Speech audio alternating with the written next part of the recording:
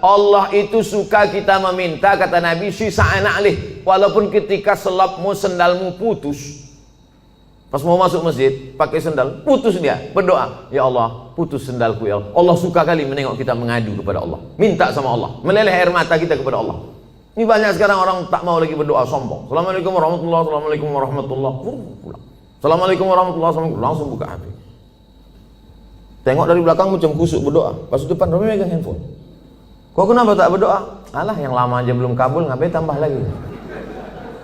Ini orang, astagfirullahaladzim. Oleh sebab itu saya tetap berdoa. Sebelum berangkat tadi kemari berwuduk dulu, bukan mau sholat, enggak. Sholat sudah jamak tadi, jamak takdim, zuhur dengan asar, ditarik asar ke zuhur. Tapi saya akan menghadapi hamba-hamba Allah. Ya Allah, yang mau ku hadapi ini nanti hamba-hamba Allah semua. Yang saya hadapi ini hamba Allah kan? Ada juga hamba setan sekarang. Menyembah Nyi Blorong, Nyi Loro Kidul, menyembah hantu tuyul, menyembah begu ganjang. Yang kita sembah ini Allah. Ya Allah, yang mau ku hadapi ini hamba Engkau ya Allah. Bajunya aja macam-macam. Ada bajunya komisaris, ada bajunya direktur, ada bajunya security, ada bajunya pegawai, ada bajunya office boy, ada bajunya karyawan. Bajunya aja beda, isinya sama. Semua ini isinya sama. Kalau dibelah keluar urat, keluar darah. Ada di antara nih kita nih kalau dibelah keluar kabel. Nah, ada. Sempat ada di sini dibelah keluar kabel, dua kemungkinan. Kalau tak Robocop, Transformer. Nggak ada. Selama masih ada kulit, ada darah, ada daging, berdetak jantung, berarti jantungnya. Semua kita nih casingnya aja macam-macam, jantungnya sama. Makanya saya kadang dikritik jamaah, Ustaz ceramah bajunya itu terus, pakailah baju lain. Saya pakai baju. Batik dari mana tuh Pak Ustaz? Batik Tapanuli Selatan. Mereknya Pak Ustaz Casio, dikasih orang. Saudara yang dimuliakan Allah Subhanahu wa taala. Baju kita aja, casing kita aja yang beda. Isinya di dalam sama, tetap jantung tuh yang berdegup, yang berdetak. Berdegup, berdetak. Begitu kalau orang kerja di bank. Kalau orang utang nasabah baru agak kencang sedikit.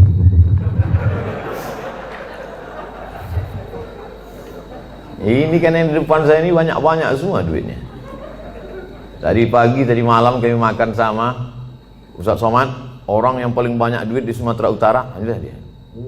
Semua duit orang Sumatera Utara dia megang. Masya Allah. Tapi duit orang.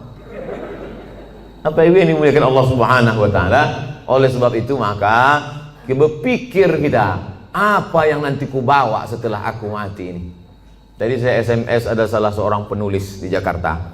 Tolong Bapak tuliskan sejarah hidup saya. Aku tak sempat menulis. Baru sebentar menulis 2-3 kata datang telepon. Ustaz bisa tausiah, baru menulis, tak fokus. Tolong kau tuliskan sejarah hidupku. Kalau bisa yang inspiratif, supaya nanti ketika aku mati anak cucuku membaca, semangat dia menjalani hidup. Mudah-mudahan itu menjadi amal soleh. Siap Pak Ustadz, kami tulis. Nanti kalau udah siap kita adakan bedah buku di Islamic Book Fair di Jakarta. Jangan lupa subscribe, like, and share. Saudara yang dimuliakan Allah Subhanahu wa taala. Jadi apa yang bisa kita tinggalkan setelah kematian? Kami tadi pagi melewati Old Town, kota tua. Wah, bagaimana Medan tahun 1800, 120 tahun yang lalu. Ini gedung ini kota tua ini. 100 tahun yang lalu disitulah orang-orang kaya, disitulah datuk-datuk, disitulah sultan-sultan, disitulah Belanda-Belanda, disitulah orang-orang hebat. Hari ini hanya tinggal sarang laba-laba, rumah tinggal, rumah tua. 100 tahun yang lalu. Begitu juga dengan 100 tahun yang akan datang. Kalau tak kiamat dunia ini, kita hanya tinggal kenangan saja. Yang kaya sekarang akan mati, yang hebat punya jabatan akan menghadap Allah Subhanahu wa taala.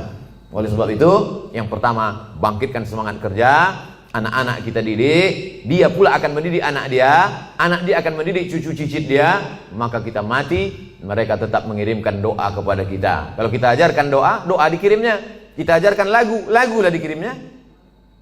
Meninggal kita, tak pernah kita ajarkan doa. Datanglah dia dengan anaknya, dengan istrinya, dengan menantu kita, semuanya pakai baju hitam semuanya. Baju hitam, celana hitam, kerudung hitam, topi hitam, kacamata hitam. Dibuatnya tulisan, kunjungan Man in Black.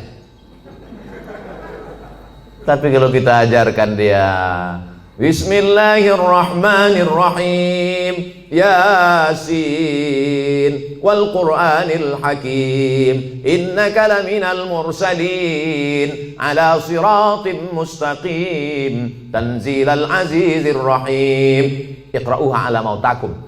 Kalau kamu ziarah, bacakan itu, ziarah kubur. Payah Pak Ustadz, bawa Yasin nih payah. Kan ada Play Store. Tulislah di situ Quran digital, enter. Sekarang jangan, tak ada signal sekarang. Ada Play Store, download Quran digital, buka surat 36 Yasin, baca. Malam Jumat buka surat yang ke-18, 17 Al-Kahfi, baca Al-Isra Al-Kahfi. Man qara'a surat Al-Kahfi, paksa-paksakan diri. Kalau menunggu lapang, menunggu luang, tak akan ada waktu lapang, tak akan ada waktu luang. Nantilah Pak Ustadz, udah agak-agak besar anak sedikit, nanti waktu lapang luang baru saya baca Quran. Tak ada. Sempat-sempatkan diri dari sekarang. Ibu-ibu alhamdulillah menyempatkan diri pengajian. Di wirid Yasin di daerah perumahan, di daerah ikut. Pengajian-pengajian di kantor ikut. Kau tak ngaji? Nantilah, udah anak-anak besar. Anak besar makin sibuk. Kau tak ngaji? Nantilah anak nikah. Anak nikah makin sibuk, bercucu. Ibu ini kenapa tak datang lagi? Jaga cucunya Pak Ustadz. Padahal kalau kita mati bukan mau cucu itu ikut. Pernah Bapak Ibu nengok orang meninggal cucunya ikut? Gak ada, paling nangis saja di atas. Nenek, gitu. Mau kau masuk? Enggak. Bukan saya mau hasut Bapak Ibu tak sayang sama anak cucu. Silakan sayang. Tapi pikirkan kita, sayang sama dia, masukkan dia pesantren. Sayang sama dia, ajarkan dia baca Quran. Sayang sama dia, suruh dia menghafal Yasin. Yang paling bagus baca Yasin. Kalau tak bisa baca Yasin, baca di bawah Yasin Al-Fatihah. Qul huwallah 11 kali. Qul a'udzu birabbil sekali. Qul a'udzu binnas sekali. Ziarah kubur. Kemarin saya ziarah ke makam abang saya Pak Ustadz. Cemana Bapak? Lalangnya setinggi tegak Pak Ustadz. Dulu bukan main dia sayang sama anak-anak itu Pak Ustadz. Setinggi tegak lalangnya Pak Ustadz. Itu menunjukkan mereka tak pernah ziarah. Kalau mereka datang, apalah salahnya, apalah susahnya kalau mereka bawakan mesin potong rumput. Padahal dulu waktu hidup almarhum itu dikasihnya rumah, dikasihnya mobil, dikasihnya kebun. Setelah dia meninggal, mesin potong rumput pun tak terbawakan orang itu Pak Ustadz. Jadi Bapak kemarin ziarah ke abang apa Bapak itu segitu tinggi lalang? Iya Pak Ustadz. Berarti selama ini Bapak tak ziarah juga? Saudara kandung pun tak ingat, anak kandung pun tak ingat. Ustaz Somad masih ingat ziarah? Ya, kami jalan darat dari Pekanbaru.